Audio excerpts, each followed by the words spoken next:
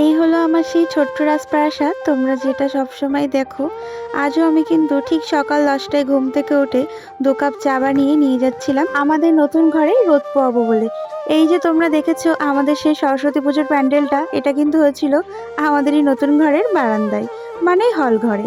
এই যে এখন আমি এখানে বসে বসে চা খাচ্ছি। আসলে আমি ঘুম থেকে যখন উঠি না কেন, সেটা 12টা হোক 10টা হোক, আমি কিন্তু সবার আগে 1 কাপ চাই খাই।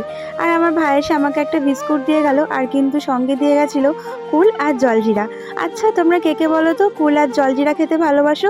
আমি কিন্তু কুল দিয়ে লবণ ছাড়াও জলজিরা দিয়ে খেতে আমার বেশি ভালো লাগে। তোমরা একদিন ট্রাই করে খেয়ে দেখো, এত ভালো লাগবে কুল আর জলজিরা।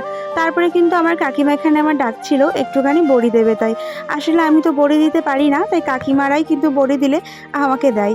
এই যে বড়ি দিয়ে কিন্তু আমি এখানে রান্না করে নিয়েছিলাম পালং শাক। আর আজ বাড়িতে যেহেতু মাছ মাংস কিছুই ছিল না, তাই ভাবলাম বাড়িতে যেহেতু পোস্ত আনা থাকে তাহলে একটু আলু পোস্তই বানাই।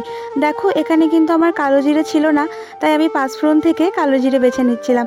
তারপরে কড়াইতে দিয়ে দিলাম একটু কালো জিরে, আর দিয়ে দিলাম কিন্তু এখানে আলুটা। আর তারপরে আলুটা কিন্তু লবণ আর হলুদ দিয়ে একটু লাল লাল করে ভেজে নিতে হবে। আচ্ছা তোমরা কারা কারা বলো তো পোস্ত খেতে ভালোবাসো? আমি কিন্তু আলু পোস্ত, ঝিঙে পোস্ত সবই ভালো লাগে। তারপরে কিন্তু এখানে যে পোস্তটা আমি বেটে রেখেছিলাম একটু কাঁচা লঙ্কার পোস্ত দিয়ে, সেটা কিন্তু এখন দিয়ে দিলাম। তারপরে পোস্ত বাটার জলটাও এখানে অ্যাড করলাম। আর দেখো আমার রেডি হয়ে গেছে পোস্ত, খুবই অল্প।